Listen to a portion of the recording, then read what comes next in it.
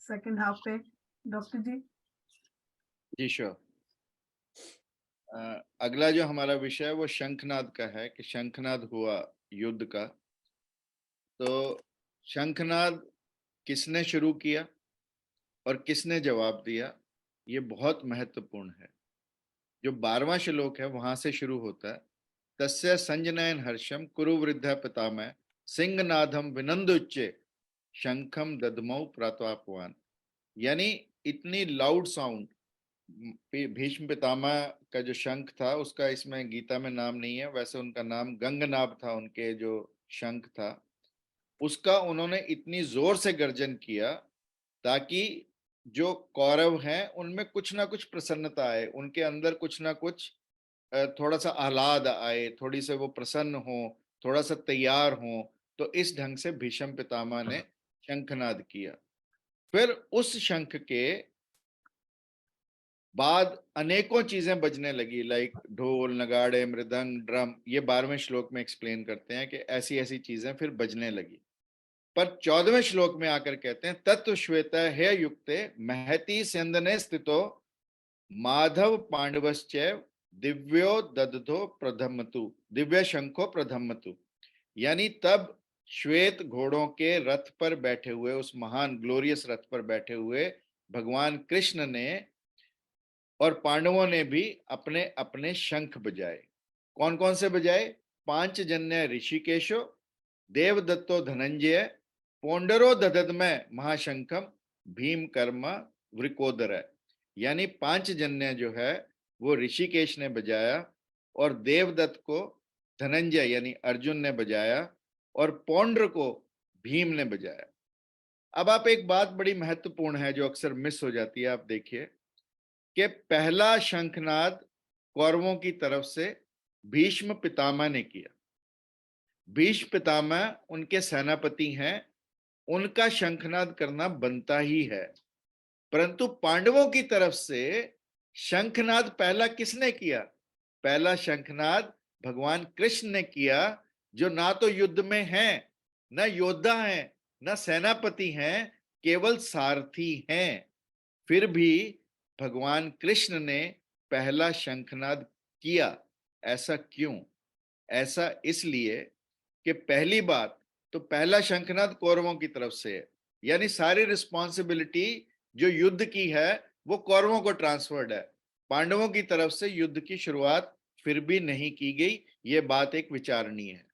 और दूसरी बात जो विचारणीय है कि भीष्म के शंखनाद का उत्तर भगवान कृष्ण ने दिया। क्यों दिया?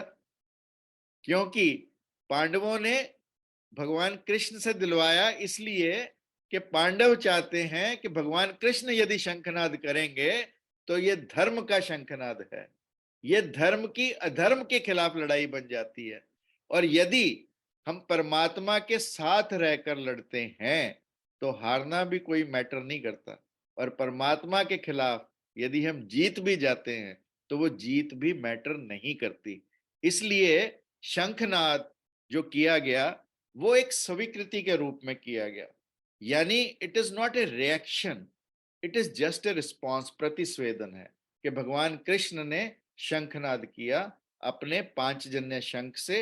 जिन लोगों को पांचजन्य का नहीं पता, वो पांचजन्य एक शंखासुर नाम का राक्षस था जो भगवान कृष्ण के गुरुपुत्र जिसका नाम पुनर्दत्त था उसे उठाकर ले गया था।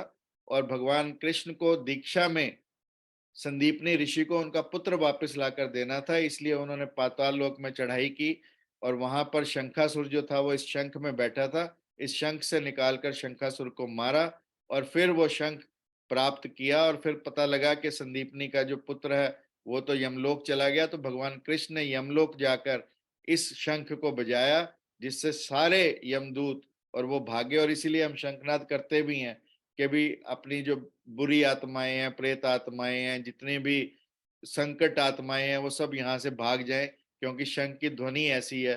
तो शंखनाद किया भी इसीलिए जाता है कि जितने भी ऐसे जो हमें सताती हैं वस्तुएं वो हमसे दूर भागें, और इसीलिए वो नाद किया भी जाता है। तो पांचजन्य जो था वो भगवान कृष्ण को शंखासुर का वध करके प्राप्त हुआ था।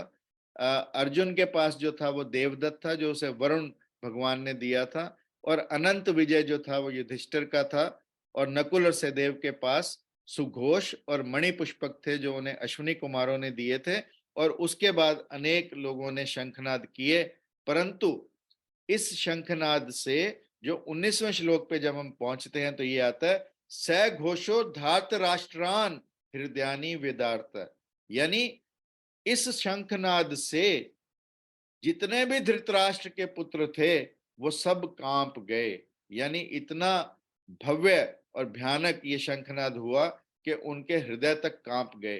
कंपन उसी व्यक्ति को होगा जिसके मन में चोरी होगी, जिसके मन में अधर्म होगा, जिसके मन में असत्य होगा।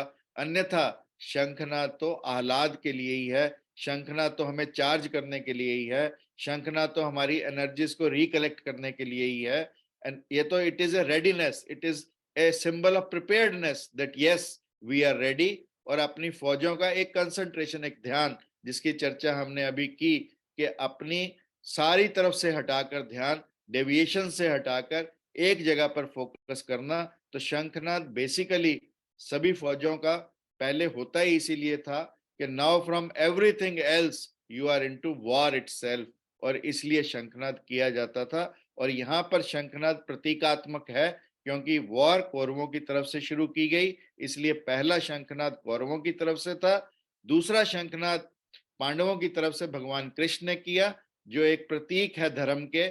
इसलिए ये धर्म से अधर्म की लड़ाई, ये लड़ाई सत्य की असत्य से लड़ाई, तो इसलिए भगवान कृष्ण ने शंखनाद किया। और उनके शंखनाद के पश्चात जो आगे अर्जुन जब कहेंगे उसकी चर्चा हम अगली बार करेंगे। परंतु यहाँ पर मेरा मानना यह है कि ये शंखनाद प्रतीकात्मक है, ये शंखनाद एक चुनौती की स्वीकृति है, ये चुनौती का रिएक्शन नहीं है।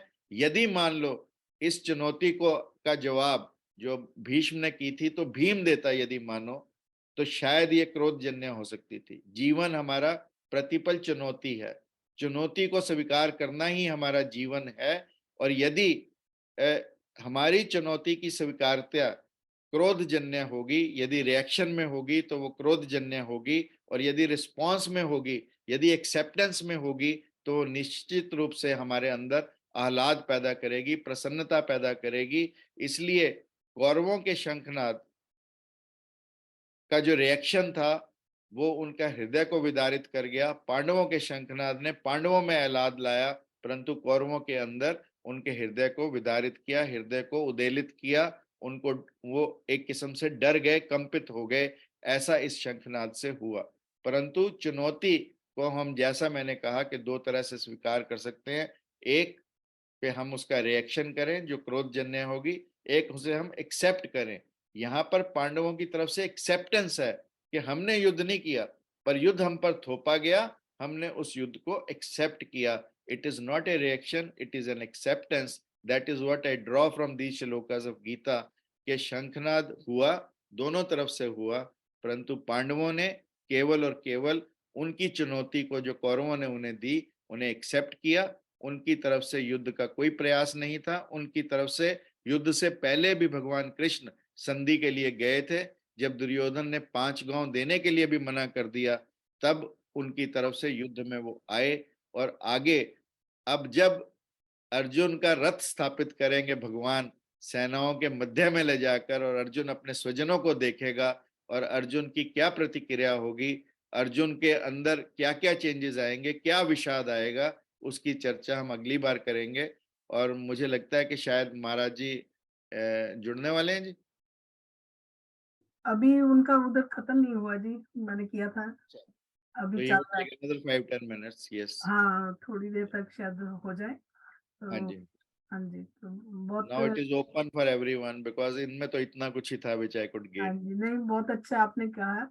और अगर हम इसी को ही डॉक्टर साहब ले अपने जीवन में, जैसे आपने कहा कि चुनौती, चैलेंजेस तो आती है ना लाइफ में, तो it's up to us how we handle them. अगर हम उसको एक्सेप्टेंस के साथ हैंडल करें उसी को ही, तो अपने आप में भी थोड़ा पीसफुल रहेंगे। और रिएक्शन ही तो हमारे अंदर प्रॉब्लम क्रिएट करता है। अगर हम जी, एक्सेप्ट कर लें जो भगवान आगे बार बार कहेंगे, जी, हाँ, बिल्कुल। एक हाँ जी, मंजू जी। एक एक चीज़ मैं इसमें जो मैं सोचती हूँ कि भीष्म के शंख का उत्तर श्री कृष्ण ने दिया। तो पांचजन्य की व्याख्या तो वो महाभारत में बहुत सुंदर वर्णन है उसका, कैसे कृष्ण वहां पहुंचे और किस प्रकार से वो जो पंचजन जाति थी जिसका कि वो शंकासुर नाम का था, उसे लेकर के आए। वो तो डॉक्टर साहब ने बहुत बहुत बढ़िया एक्सप्लेन सबके लिए कर ही दिया है। एक चीज और यहाँ पर है कि भीष्म पितामह, द्रोणाचार्य या अन्य जो विद्वान वहां जो इस समय दुर्योधन के सहायक हैं, वो जानते थे वो अधर्म के साथ हैं। वो अच्छी तरह से जानते थे। भीष्म पितामह की तो प्रतिज्ञा थी कि जो भी कोई कुरु वंश के सिंहासन पर बैठेगा उसकी सहायता उन्हें करनी ही है, उसके लिए उनको रहना ही है। इसलिए वो अपनी प्रतिज्ञा से बंधे चाहे वो हुए थे। कितनी दुष्टता करे, कितनी धृष्टता करे, कितनी दुष्टता करे। जी, वो उससे बंधे हुए हैं। लेकिन द्रोणाचार्य विशेष रूप से या अन्य जन जो कि अपने स्वार्थ की वजह से बंधे हुए थे, पर मन में वो जानते थे वो अधर्म के साथ हैं। तो ये पांचजन्य का बजना उनके लिए एक वार्निंग थी। उनको एक बार फिर समझाने का प्रयास था कि देखो तुम अधर्म युद्ध कर रहे हो, इसमें अधर्म की कभी विजय नहीं होगी। इसीलिए आज भी जब कभी हम कोई अच्छा कार्य करने जाते हैं तो हम अच्छे कार्य का जब कहीं पे भी वर्णन होता है तो हम कहते हैं इसका पांचजन्य बच गया है, ये बच गया है। बिल्कुल आपकी बात सही है कि भीम से उत्तर देते तो बात फर्क हो जानी थी, लेकिन ये श्री कृष्ण की ही एक सोच थी कि उन्होंने पहली बार बजाया, ये बताने के लिए कि देखो तुमने युद्ध तो हम पे डाल दिया है लेकिन तुम खड़े हुए अधर्म के साथ हो।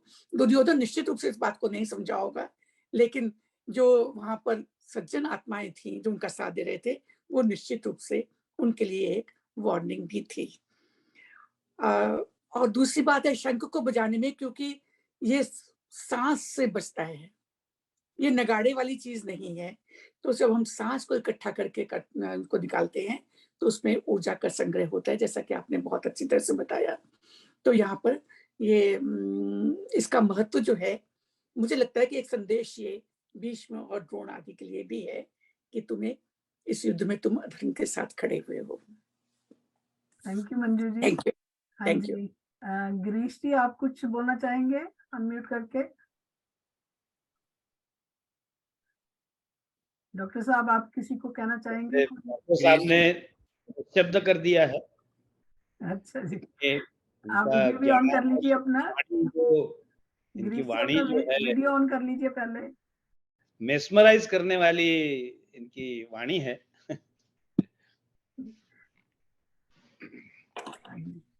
मैं एक्चुअली आज मैं ट्रैवलिंग कर रहा था और मुझे बड़ौदा में कुछ मीटिंग्स थी, तो I was doubtful whether I will be able to attend, Nice but of you luckily you could join us. I could reach hotel in time, and then I had the pleasure and honor to listen to him for the first time. मैंने इनका जो मतलब ये विश्लेषण है या इसको मैं तो प्रवचन कहूंगा, इसको बहुत अच्छी तरह से उन्होंने समझाया। छोटा बच्चा भी समझ जाए तो हम तो बुजुर्ग है, हम तो बहुत अच्छी तरह से समझ सकते हैं। And thank you very much भाई साहब। Thank you. गिरीश जी हमारे समधी हैं। अच्छा जी, ओके ओके।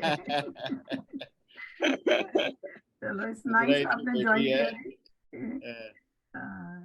है। बेटी की तरफ से या बेटे की तरफ से? ये मदुरा हमारी बहू है, इनकी बेटी है। ओके, जी हाँ जी, वेरी अब नाइस। तो सबकी बेटी है हमारी। हाँ जी हाँ जी। तो डॉक्टर मोनिका जी ने हाथ खड़ा किया हुआ है, अनम्यूट कर लीजिए। सब बड़ों को मेरी तरफ से नमस्ते सर, नमस्ते। नमस्ते, आज बहुत अच्छा मैं लगा ये पहली बारी यंगस्टर ने ज्वाइन किया है। आज मैं पहली बारी ये आज ज्वाइन किया था मम्मा के साथ। मम्मा ने ऐसे एक दिन मम्मा ज्वाइन कर रही हुई थी, तो मैंने फिर बाद में मम्मा ने वीडियो दिखाई थी तो मेरे को बड़ा इंटरेस्टिंग सा लग रहा था, ऐसे जानने का मन कर रहा था, तो आज मैं भी आ गया। वेरी नाइस, बहुत अच्छा किया बेटे आपने। Very nice. मुझे आज ऐसे कुछ कुछ समझ आया और अच्छा लगा जान के। स्टोरी याद रहेगी ना, हाँ स्टोरी से याद रहेगी तो it is fair enough. Yes मुझे लोग भी वी यही डोंट एक्सपेक्ट फ्रॉम यू के याद रहेंगे, मुझे ही नहीं रहते तो मैं कैसे रहेंगे। वही मैं कहने लगी थी कि मुझे भी इनका यही बहुत अच्छा लगता है कि जो स्टोरीज बताते हैं ना, और उससे समझ आ जाती है आसानी से चीजें, तो बहुत अच्छा करते हैं। भगवान को याद करोगे पहला। तो बेटा बड़ा अच्छा Thank कि you. आपने ज्वाइन किया, और अच्छा लगा कि आपको इंटरेस्ट है इस चीज में, तो रेगुलरली किया करो ज्वाइन अगर कर सकते हो तो। Like mother like son. Every time Thank you. Definitely.